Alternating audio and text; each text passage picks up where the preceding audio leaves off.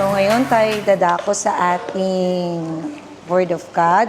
Sa hapong ito, ako ang na-i-assign ni Brother Dennis na magbigay ng mensahe. So, ang ating mensahe sa hapong ito, or rather a word of encouragement, ay matatagpuan natin kung may Bible kayo, kung gusto nyong sundan, e-Bible or a physical Bible with you will do. Ito ay ating matatagpuan sa unang Samuel. 1 Samuel chapter 3 verses 1. And then sabihin ko kung saan tayo matapos, okay? So it says, 1 Samuel chapter 3 verse 1, the boy Samuel ministered before the Lord under Eli. In those days, the word of the Lord was rare. There were not many visions. One night, Eli, whose eyes were becoming so weak that he could barely see, was lying down in his usual place. The lamp of God had not yet gone out, and Samuel was lying down in the house of the Lord, where the ark of God was. Then the Lord called Samuel. Samuel answered, "Here I am." And he ran to Eli and he said, "Here I am. You called me." But Eli said, I did not call. Go back and lie down." So he went and lied down. Again, the Lord called Samuel. And Samuel got up and went to Eli and said, "Here I am, you called me." "My son," Eli said, "I did not call you. Go back and lie down." So pangalawang beses na siyang tinawag feeling niya, tinatawag siya ni Eli, si Samuel. So, now Samuel did not yet know the Lord. The word of the Lord had not yet been revealed to him. A third time, the Lord called Samuel. And Samuel got up and went to Eli and said, "Here I am, you called me." Then Eli realized that the Lord was calling the boy. So Eli told to Samuel, "Go and lie down.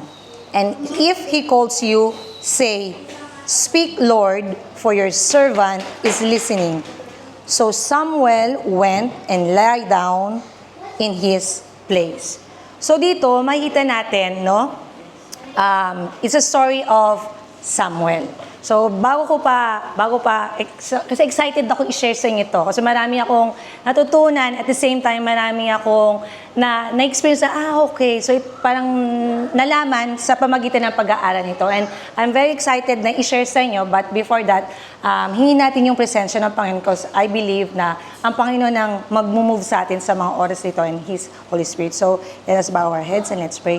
Father God, Panginoon, sa mga oras nito, we thank you and we praise you, Panginoon, sa iyong mga salita na kung saan, Panginoon, na aming nabasa, Panginoon. Salamat sa kabutihan mo, sa katapatan mo, Panginoon, na kung saan dinala mo kami sa lugar na ito. Salamat, Panginoon, sa kapatiran namin na patuloy na nandun yung kanilang heart, Panginoon, na maglingkod sa iyo, Panginoon. At the same time, Panginoon, hindi namin nalilimutan ang mga gawain tulad nito, Lord God, na kung saan nagiging encouragement sa amin. Sa mga oras na ito, Lord God, ang word mo, Panginoon, na marireveal sa amin, I pray, Panginoon, na hindi lang ito isang karagdagan na kaalaman sa amin, kundi, Panginoon, ito ay isang salita na kung saan magta-transform sa amin, O Lord God, at mag-manifest, Panginoon, magbubunga ng gawa sa amin. And I pray, O Lord God, any distraction, Panginoon, sa mga oras na ito, maaring nandito kami physically, pero may iniisip kaming iba, O Lord God, or maaring yung aming kapiligiran, may mga bata, may mga noises, Panginoon, na kung saan umaagaw na aming pansin. I pray, O Lord God, na alisin mo, Panginoon, upang sa ganon, O Lord God, maging malinaw sa amin ang iyong mga salita. And I pray, O Lord God, na kung saan ang aming pagkaunawa, Panginoon, dito ay maging mabunga, Panginoon. And I pray, O Lord God, na hindi po ang aking katauhan o ang aking personal na buhay ang makita, kundi ikaw, Panginoon, na magsalita sa mga oras nito. And I pray, O Lord God, na ang words na ito, Panginoon, maging blessing sa buhay ng bawat isa. And I pray, O Lord God, na wala akong sasabihin na manggagaling lamang sa aking sariling kaunawaan, kundi, Panginoon, may authority at nagmumula sa iyo. Ito po, Panginoon, ang aming hinihiling. In Jesus' name we pray. Amen. So dito sa ating nabasa, no, si Batang Samuel siya ay kasama ni Eli. So iniisip niya, 3 beses siyang tinatawag ni Eli. So nung na-realize ni Eli, teka, si Lord ang tumatawag sa kanya. Sabi niya, pag-pangatlong beses, narinig mo, sabi mo, Lord, nandito ako, speak to your servant. So, here, Samuel hears the voice of the Lord, pero hindi niya nare-recognize it was God was speaking to him. Medyo siguro familiar sa atin. The issue is, sa isang mananampalataya, sometimes the issue is, can I hear the voice of God? Hindi eh. Ang issue sa atin is it God speaking to me? Magkaiba kasi yun. Sa isang mananampalataya, issue sa atin, hindi lang yung narinig mo ang Panginoon, kasi we are anak ng Panginoon. So, madalas, narinig natin na ang Panginoon is nakikipag-usap sa atin. But ang issue is, nare-recognize ba natin na ang Panginoon ang nagsasalita sa atin? So, our minds is filled with questions, fears. So, lalo na kung isang babae, no? Ang babae, maraming to-do list. Ang babae, medyo nature ng babae yung overthinking. Kayo ba, umingitis na dyan? So, ako may ganun akong attitude. So, maybe my husband, alam niya yan. Alam mo yung, kunyari may outing ka, isipin mo na, ano susuot bukas, ganito ang dadalhin. So, yung nature ng isang babae. So, tayo, minsan, hindi natin ma-recognize na kinakausap na pala tayo ng Panginoon o yung naririnig na natin na tinig is from God or from the Holy Spirit kasi punong-puno yung isip natin ng kung ano-anong bagay na hindi na natin na-recognize. Well, dito si Samuel, iba. Siya kasi hindi pa siya nagkakaroon ng encounter with God. So, hindi niya na-recognize na ang tumatawag na pala sa kanya is ang Panginoon. So, it's so difficult na kung saan marinig natin ang Holy Spirit kasi nade-develop sa atin yung attitude ng overthinking. Diba? Lalo na kung may parang tayo ng trial. So, the question is, natatanong natin sa sarili natin, si Lord ba yun? Instruction ba yun ni Lord? Naalala ko tuloy yung sinare ni Brother McNeil 2 Sundays ago sa Sunday Connect. Ang sabi niya na yung may sobre, nangusap sa kanya Panginoon na yung amount, no? So, hindi ko alam kung anong amount ng sinabi sa kanya ni Lord. So, ganun, no? Alam mo na yung taong nagkaroon ng experience how God speaks or the Holy Spirit sa kanya, alam niya, he can discern if it's God's or hindi. Now, siguro yung iba sa inyo, inisip, bakit yung mga ibang preacher yung nasasabi nila, si Lord na nagsabi sa kanya na itong gawin mo? Paano kaya nila experience yun? Ano bang secret? Actually, so yun yung isi-share ko sa inyo ngayon, na maybe parang pag may naririnig kayong preacher na parang, yun talagang may naririnig ba silang boses na nagsasabi na, ito ibigay mo. Or, para siguro baka yun mapatayo kayo sana, piling mo, multo yun, no? So, siguro gusto nyo malaman, paano ba nila nare-recognize if it's really God's voice or Holy Spirit or just ikaw lang? Made up mo lang sa isip mo or maybe tao lang na din na nagbigay sa'yo ng isang advice. So, i-share ko sa inyo yung some ways kung paano ba natin ma-discern or matutulungan tayo para malaman natin, ma-recognize natin ang voice ng Holy Spirit. Number 1 is, be still and be quiet. No, we have to learn na itong isip na to, kailangan maging quiet. Kailangan, there are times na kailangan i-unload mo yan. Kailangan peaceful ka, tahimik ka. And now, yung aalisin mo lahat ng any kind of distraction. So, madalas kasi, when we pray, we just do the talking. No? Nung una, hindi ko rin ito naiintindihan. Sabi ko, bakit kaya sabi niya na habang nagpo-pray ka, sa prayer time mo, take time na kung saan tahimik ka din. Na hindi ka magsasalita. Parang di ba, pag di ka na agad magsalita, ang dami na agad papasok sa isip mo, parang yung gagawin mo after mag-pray. Yung di ba, ganun na kaagad. O minsan nga, hindi ka na nakakatapos ng prayer mo kasi yung iniisip mo, nawala na dun sa prayer. Tama ba? Maybe. So, we have to focus on what is the Holy Spirit is telling us. I have experience, siguro ito yung isa sa experience ko. Naalala ko, last year, no? Nung panahon na naghahanap ng local church dito, more on hindi siya prayer. Nakikipag-usap ako sa Lord. Naalala ko noon, nakaganyan ako talagang naalala ko yung experience ito, sobrang linaw na alam kong si Lord ang nangusap. Nakaganyan ako sa table ni Kendra, tapos malungkot ako. Sinasabi ko lahat ng sama, parang hindi masama lang, yung parang kalungkutan ko sa Panginoon, hindi kami makahanap ng, Lord, ng local church, hindi kami makapag-gather, may makita kaming local church, mahal. Okay naman, malaki, pero mahal. Maliit, pero tapos parang hindi kikilakaloban pa, ba't parang ganun? So, ang dami ko sinasabi sa Lord, hanggang sa tumahimik na ako kasi parang wala na akong masabing burden, parang tumahimik na ako, parang hindi ko talaga alam ang ways mo, Lord. Tapos, there's this still voice na parang sasabi, yung Holy Spirit, sabi niya, tapos ka na, anak, ako naman magsasalita.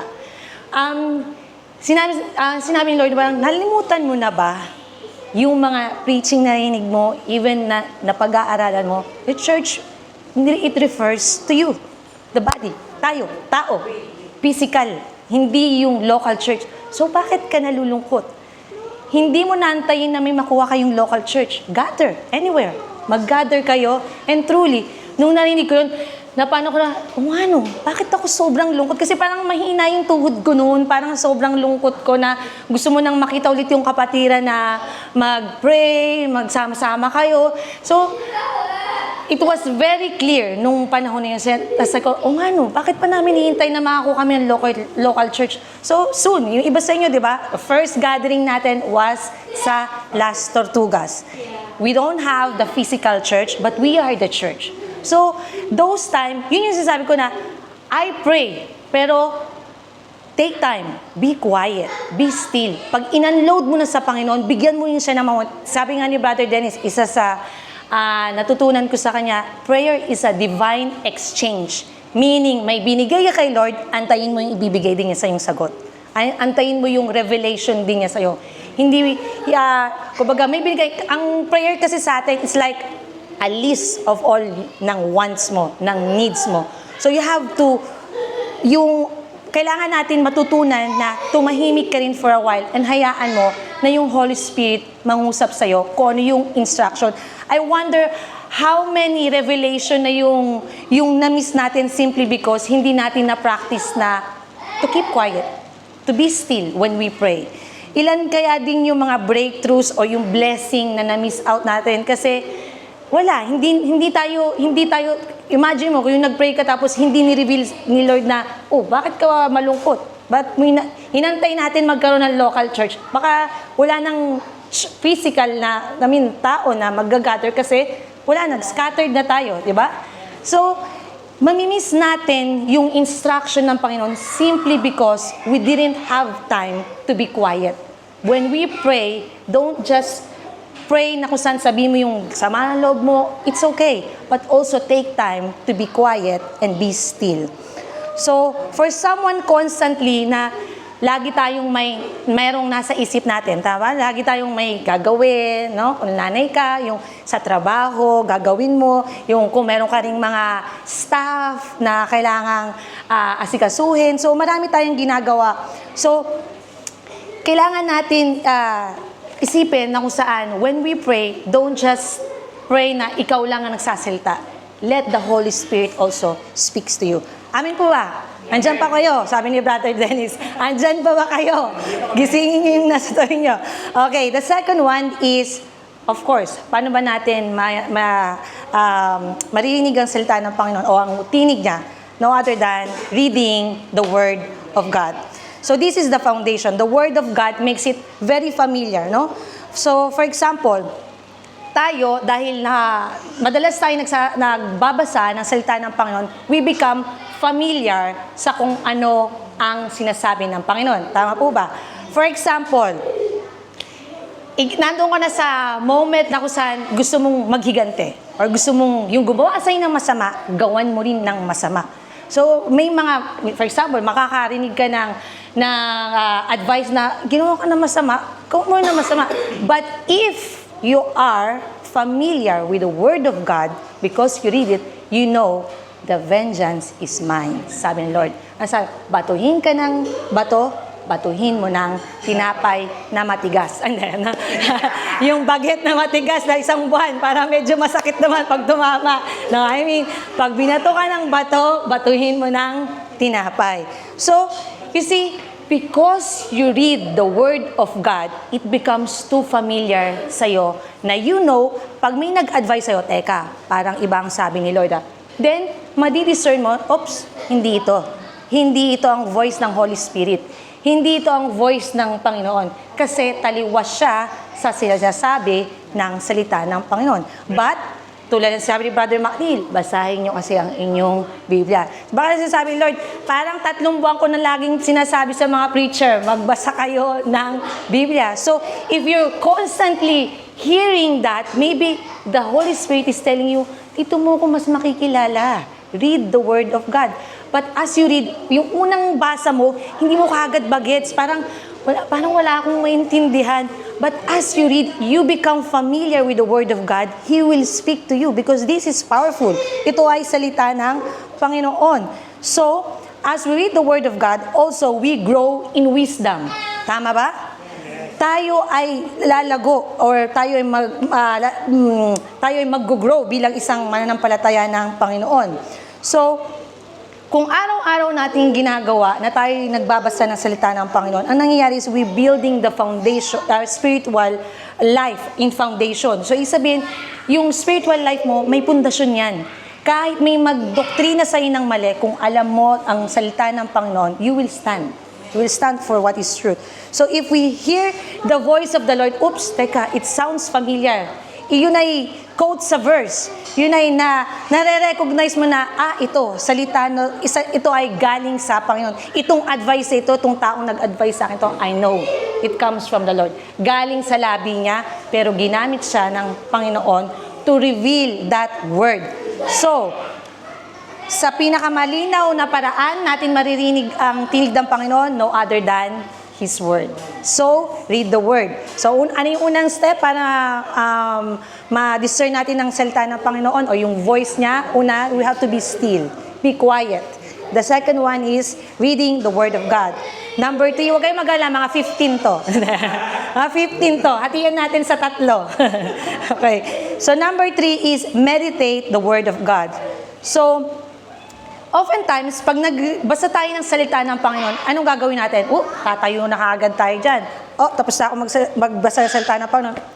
Right away, notification. O right away, ay yung gagawin mo na sa bahay. O right away, tatayo ka na. O right away, no. You have to meditate on the Word of God. Meaning, pag binasa mong salita ng Panginoon, pause. Huwag ka kaagad tumayo. Let it settle dito. Let it settle dito. Yun yung meditation na sinasabi. Pag binasa mo yung salita ng Panginoon, hindi mo siya maintindihan. Lord, hindi ko ito maintindihan. Basahin mo ulit. Meditate on it. Be still. Umupo ka, meditate mo doon, hayaan mo na yung Word of God mag-settle dito. And let the Holy Spirit speaks to you. Now, kapag ginawa natin to, na nagme-meditate tayo sa salita ng Panginoon, it's like a seed. Parang siyang buto na mag-grow yan dito and eventually mag-root yan. Yan ay mag-uugat sa ating puso na magbubunga ng gawa. So, I do believe na kayo ay naniniwala na ang Word of God is a food for the soul. Amen? Amen. Parang hindi kayo lahat naniniwala. Amen. So, if the Word of God is the food for our soul, then eating it, kung is like reading it, then meditating on it is like the digestion. Nakukuha natin?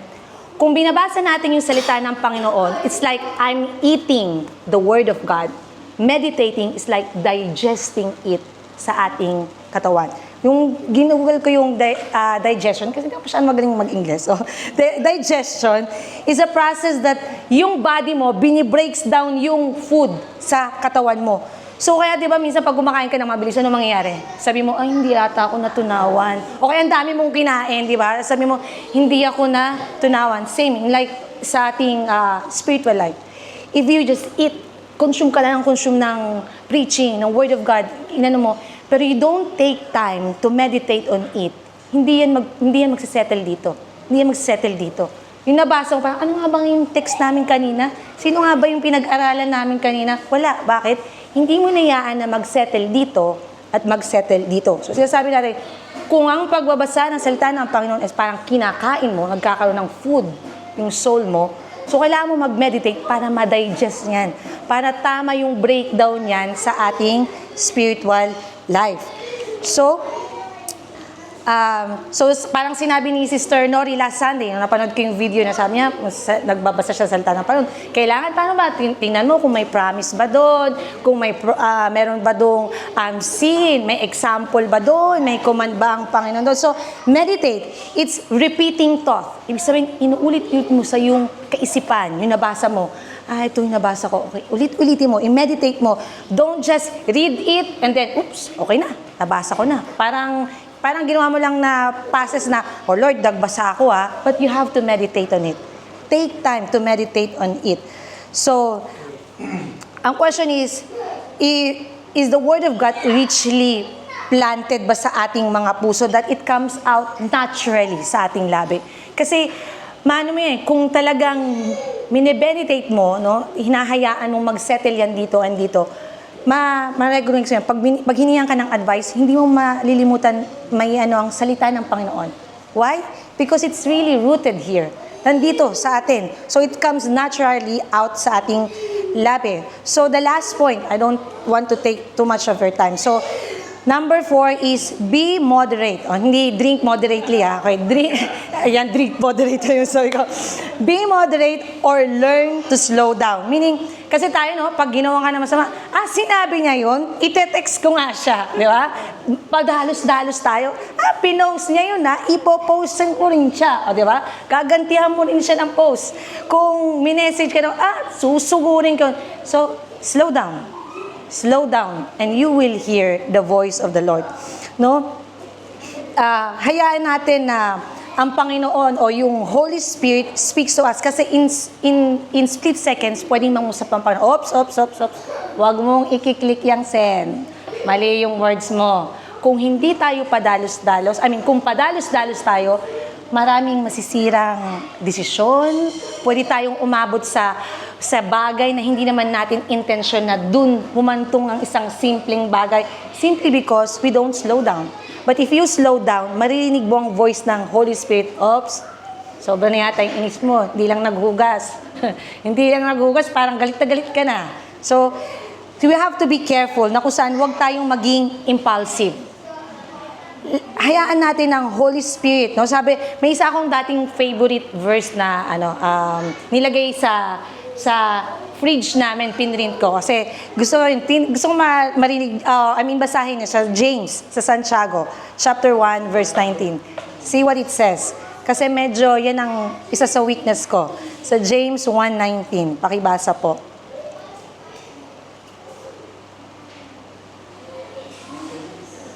Yes, James 1:19. Maybe some of you are familiar with this verse.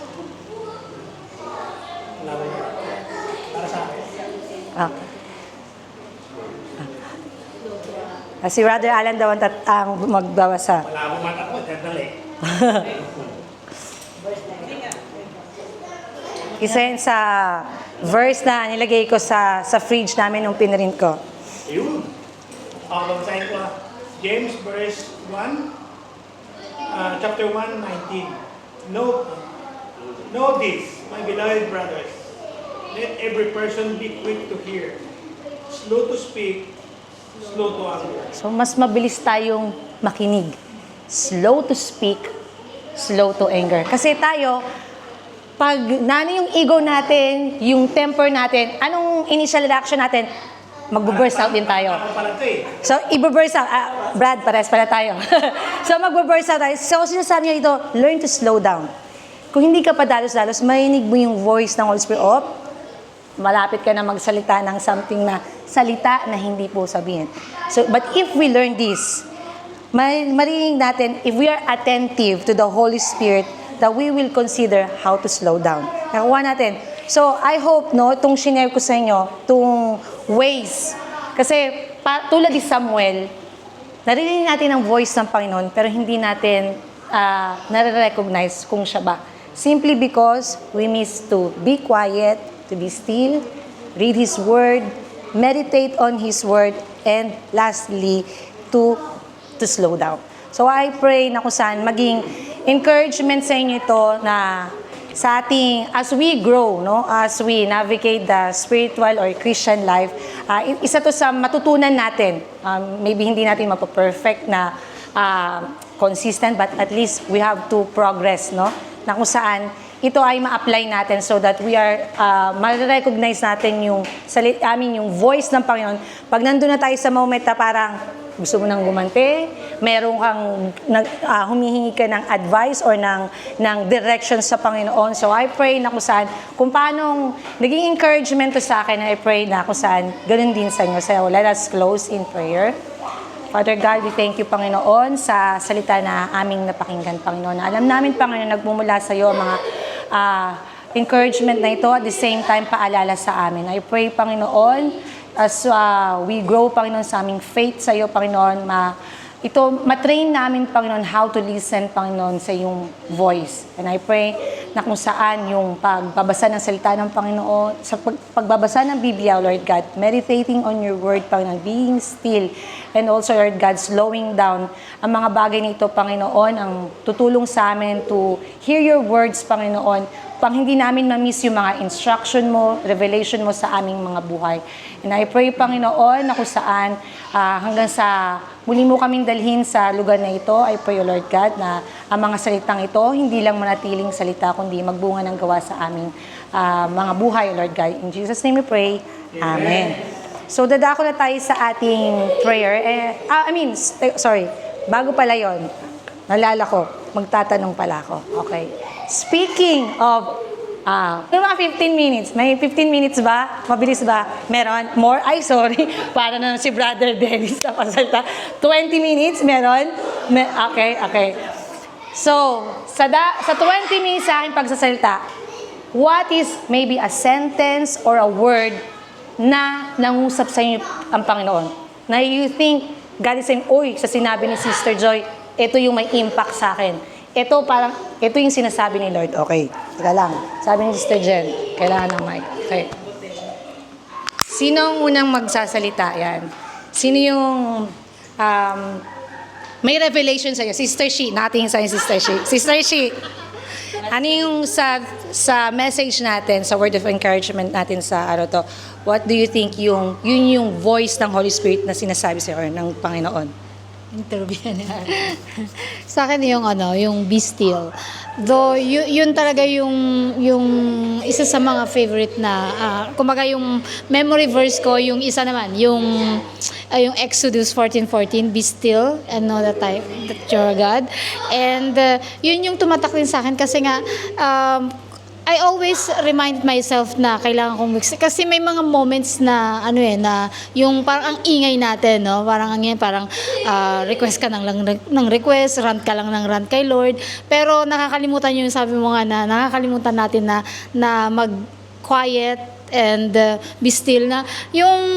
Yung sinasabi ng Panginoon nga na alam mo yun, naririnig tayo ng Panginoon pero kailangan din natin siyang marinig, no? So, and hindi natin siya maririnig kung puro tayo yung nagsasalita. So, kailangan natin na maging still para marinig natin yung boses ng Panginoon. Yeah. So, thank you. Sino pa nga? Dito sa si Sister Ann or si Brother McNeil? Sister Ann, ano yung voice ng Holy Spirit na parang yung pinakabuo ng mensahe para sa'yo, nagbigay ng or may impact sa'yo? Siguro yung kagaya Sister Sheila, be still. Kasi minsan, nung dumaan kami sa pagsubok, kaya ayoko. Kaya mo rin! Nung dumaan kami sa pagsubok, siguro parang lagi kang napapa-question sa Panginoon. Siguro na nalilimutan namin na pakinggan din siya. May time na parang naririnig ba natin talaga yung Panginoon? Parang sinusunod ba natin talaga siya? Or tayo lang yung Pero ngayon, sa akin nung last time na magkasama kami, kasi may mga hinihingi kami sa Panginoon. Pero ngayon parang natakot kami tumating kami sa time na natakot na kami humiling sa Panginoon. Kasi parang the more kami humihiling, the more kaming nasasaktan. Parang dumating kami sa point na gano'n. Tapos nung one time na nando kami sa sala, parang masaya kami kasi kung paano kumikilos yung Panginoon sa buhay namin ngayon. Parang lahat ng prayer namin, parang more than that, sinasagot ng Panginoon. At nagpapasalamat kami sa Kanya ng buong puso. Na sabi ko, Dad, ito na ata yung breakthrough natin. Parang may hinihintay pa tayo ng iba. Pero ito na yon. Kasi dati masaya na tayo na ganitong amount lang yung nakukuha natin. Pero ngayon, more than that. Pero, diba, sabi ko ganun, ito na ata yun. Parang hindi na kami kailangan mag-ask pa ng iba. So, kailangan lang talaga natin marinig yung Panginoon kung ano yung gagawin niya sa buhay mo. Kasi minsan, nane-neglect natin yung bagay na yun eh. Hindi parang eto na yon, parang kiniklaim na namin talaga na eto na yung breakthrough sa buhay namin. Hindi lang namin na-recognize agad, pero eto na yon. Si Samuel pala, hindi mo kagad 3 beses na pala, Samuel. Ikaw, Brother McNeil. Yun din. Still din, copy paste. Oo. Still Siguro masyado kami busy. busy para Ma-recognize yung- siguro yung nakikita lang namin yung problemang laging dumarating sa amin, lahat ng yun. Kasi dumating talaga kami sa pagsubok. Tapos, yun, parang ito nung last year, parang ngayon, pag may na-encounter kaming problem, okay lang yan. Parang may bukas pa naman. Parang hindi, parang Lord, ikaw na ang bahala. Ngayon, ang prayer ko na lang, Lord, ikaw na ang bahala. Hindi na ako humihingi ng more than pa sa, kung ano yung kalooban mo para ngayon, kung ano yung, sabi mo kasi, sapat ang biyaya mo para sa araw na ito. So, nagre-rely ako doon palagi. So, ang pinagpipray ko na lang yung mga tao sa paligid ko at saka tulungan niya ako na makita ko yung mga bagay na hindi ko nakikita palagi.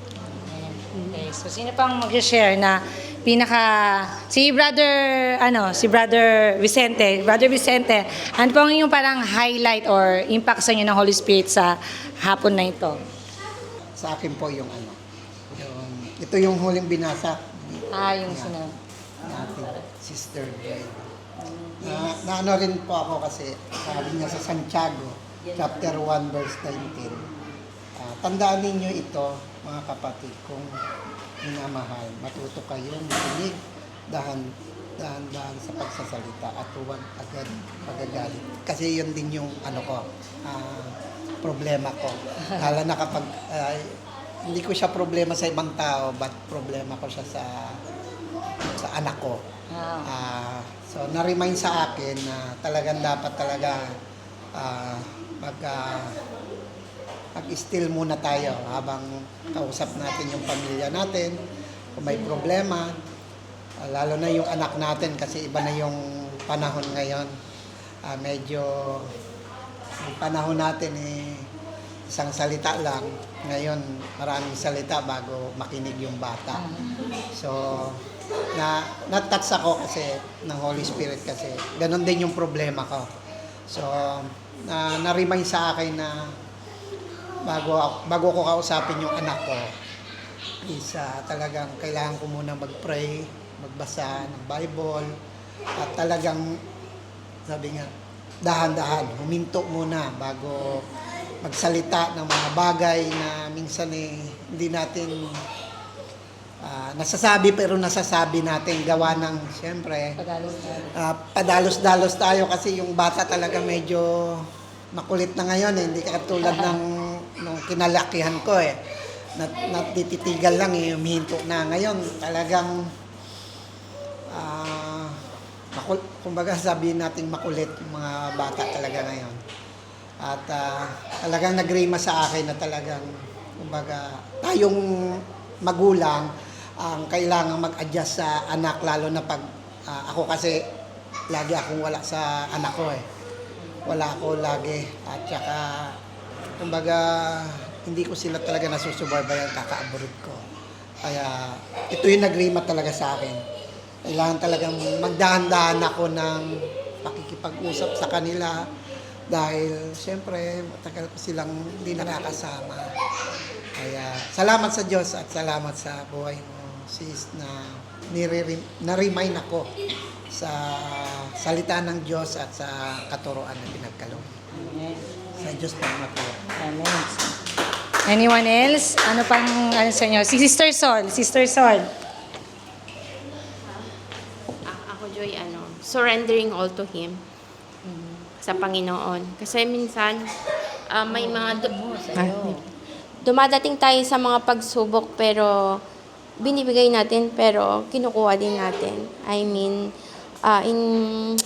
may time na parang ikaw ang gumagawa, parang kaya mo na pero hindi mo pinapaano sa Panginoon. Kaya surrender to Him. We know God is the good fight of faith. Kaya yan. Sino pa po? Sister Nanette, kayo po. Ano pong ano sa inyo ng Holy Spirit sa hapong ito?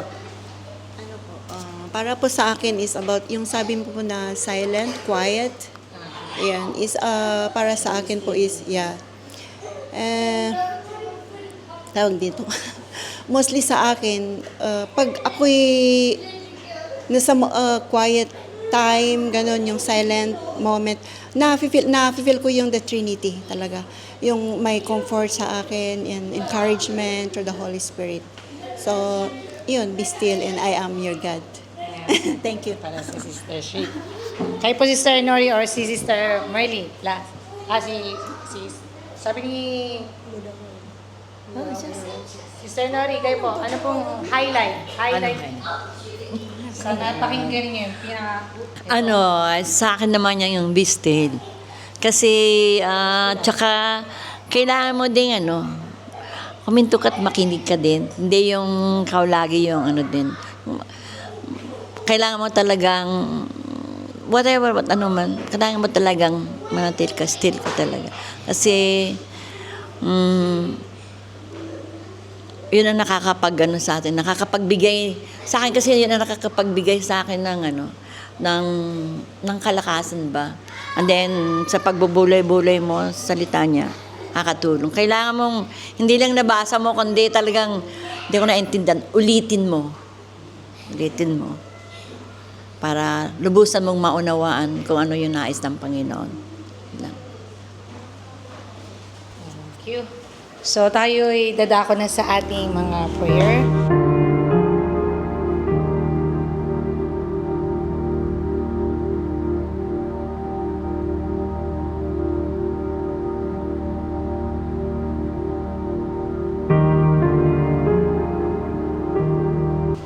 Let us pray. Aming Diyos na dakilat, makapangyarihan sa lahat. Salamat po, Panginoon, sa hapong ito, sa aming natapos na inyong gawain, Panginoon. Dalayan ko po, Ama, sa aming mensahe namin na pakinggan, Panginoon, ito'y umukit sa aming puso, Panginoon, at pagbulay-bulay namin sa bawat araw po, Panginoon. Nakasan ay nandiyan kayo palagi, Panginoon, na kasakasama namin po, Panginoon. Ipaalala niyo sa amin, Panginoon, kung kami nakakalimot, at mangusap kayo, Panginoon, kung kami masyadong abala sa mga bagay ito, Panginoon. At salamat, Panginoon, sa mga kapatiran nandito na nakasama namin, Panginoon, upang magsamba sa iyo, Panginoon, at ihayag, Panginoon, aming mga prayer request po, Panginoon. Kaya po, Ama, salamat, Panginoon, sa pagkain na inyong inahin, Panginoon. Linisin niyo, Panginoon, at basbasan niyo ito na ito'y magbigay lupang kalakasan, Panginoon. At salamat po, Panginoon, sa mga kamay na naghahain na ito, Panginoon. I-bless niyo po sila, Panginoon, at ang kanilang pamilya, Panginoon. At ang bawat sa amin, Panginoon, ay salamat, Panginoon. Sa matamis sa Panginoon Jesus. Amen.